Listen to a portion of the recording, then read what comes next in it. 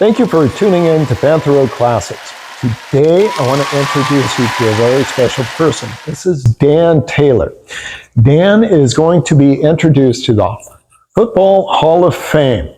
We're going to find out what it takes to actually get to a pro level. I know a lot of you are young and you'd like to play that way. We're just going to find out firsthand of what it takes to actually get there.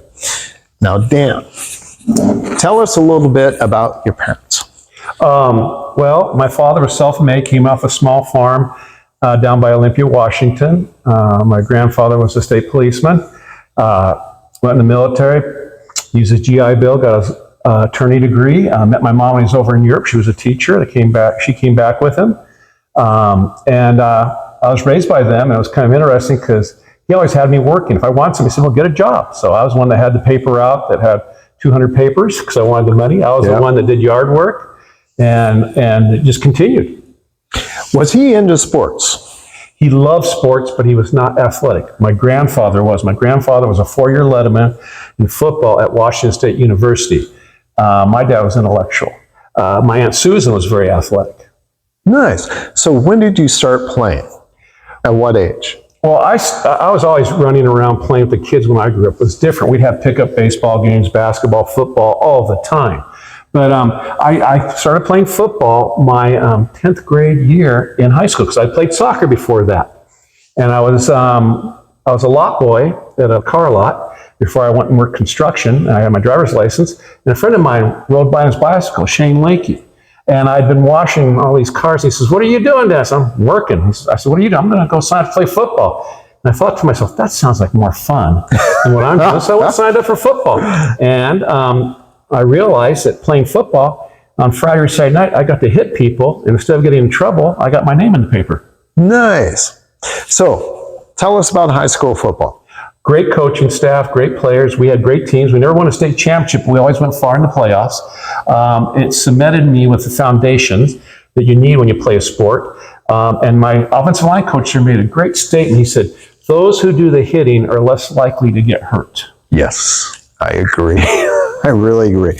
So how did we go from being at the high school level to a college level? I believe it's simple. Is that I have the fear of losing. I don't want to lose. Whether it was practice, live drills, scrimmages, or a game, I never wanted to lose. I went full speed. I was not the one that would talk to the defense, say, you go 3%, I'll go 3%, or 30%, whatever. I went full speed. And I never thought about college, but then my senior year, I had some offers. And I went to Idaho State University because, as my dad said, I was a little rambunctious. I had a daughter in high school, and they'd help me with my daughter, and I had a scholarship. Excellent. Now, you're doing very well. You're playing at that level. How does it come around that you actually end up going to a pro? Did a recruiter come and talk to you? How did this happen? Well, first you have to play. You'll get noticed if you're good because they want talent. And the coaches at the college and the pro level, they really succeed not by the first round pick, but the middle of the pack, end of the pack, where they find talent that has been maybe not seen completely or not been acknowledged as maybe it should have. And so I just played hard. I redshirted 1 year. I came back. I remember I was on the scout squad. And I was just going full speed. I wanted to score. I don't care if I'm the scout team or first team. And it's kind of funny. 1 week I was on scout team. Next week I was on third team. Next week second team. And the week before we started, I was on the first team. And it wasn't because I planned. It was because I went full speed and I never wanted to lose. Nice. So tell us about what's happening with your university and you.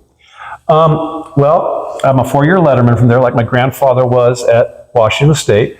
Honorable mention All-American, Big Sky Conference, first team. I played in a bowl game in Japan, and I played a national championship game in Texas.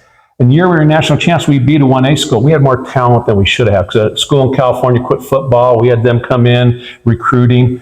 That it just paved the way for me to be drafted by the Dallas Cowboys. How does it feel? So you're right out of school, you haven't ever played pro before, and you're showing up. What's that about? What are you seeing when you're walking over there? Well, the preseason camp was at Thousand Oaks, California. beautiful area. And I remember when we started doing drills with just the rookies and the free agents they brought in, I was placed against the first string person that was drafted. I'm not going to tell his name here. And I was going, oh my God, first string? He must be something. Well, I was pumped up. Guess what? He wasn't the hardest person I ever blocked. Nice. And he was not happy. But I was not there to lose. I mean, Right. It's competitive. Either you succeed or you're gone. That was it. That was it. How many players do they bring in, and what is the cut like? I don't know the numbers now. I know that we had enough for a full practice and people 3 deep. So they're looking. They're looking, either you're drafted or you're free agent, and they're looking at everybody. It's like I tell people at the college level, it's not where you go, it's that you play. And they're going to watch your consistency. I went to the NFL camp before the draft. It was in Seattle at the Kingdom, if you remember that. Yes, I do. And then I also had a gentleman come from the Raiders to watch practice once my senior year and junior year. So people find you. It's a matter of playing and are you dominant? Are you finishing plays? That's what they're looking for. How good are you when you've been out on the field and you're tired and you're on the 5-yard line? And, are you the one they run the ball over? It's like the coach once told me once, said, well, we got to score here. Yeah, I'm going to run the ball over your side. We're on like 5-yard line, 4th down. I said, good. He said, you going to make it? I said, I'm going to be in the end zone. Oh, the running back better be behind me. Good attitude. So you are going to the Football Hall of Fame. Yep. Tell us about this.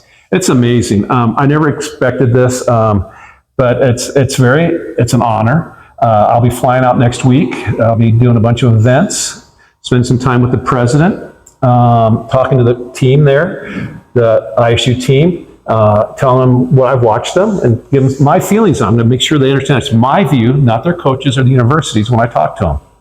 Nice. And when is this going to happen? The 5th, 6th, 7th, 8th, and then I fly home on Sunday. Yeah, because I see a lot of people now, players, they have natural ability, but the ones that make it past the high school, the college level or the NFL or the Canadian Football League, they have the physical ability, but they also have the mental makeup for it, where they want to be at that crucial moment. They want to be in the play at that crucial moment. Because I watch people have physical talent and they get to that moment and they freeze, they overthink it. No, that's the moment you practice for. That's the moment you've given all this effort to. Nice. Excellent. So, once you're in the Hall of Fame, what does that mean? Is your, jersey up? Is there a photo up? What does this mean? Picture, jersey, people can see it when they walk through. I guess my great-great-great-grandkids, when I'm gone, if they take a trip there, they can see a picture of their great-great-grandpa. Yes. It's acknowledgement, and we all like acknowledgement for things we love. Football wasn't what I did, it was who I was. And when I was injured, because I only went with the Cowboys for 1 year, got hurt preseason, my knee, and it kept me on injury reserve, and next year they cut me because my knee was shot. But I had to reinvent myself because I didn't know who I was anymore. Yes. Interesting. Hopefully you have enjoyed this. This is Dan Taylor, Dallas Cowboy player. Also, as you know, he's now going into the Football Hall of Fame. Thank you again for watching our video. Thank you for being here. Oh, thank you for being a friend. It's a pleasure. It's wonderful to hear this. And hopefully the kids that are watching this that have that same dream learn something from this. I hope so too, because it's team sports, but it starts with the individual performing at the highest level they can, and then it spreads through the whole team, and that's when you win. Nice. Thank you again for watching, and we'll see you next time.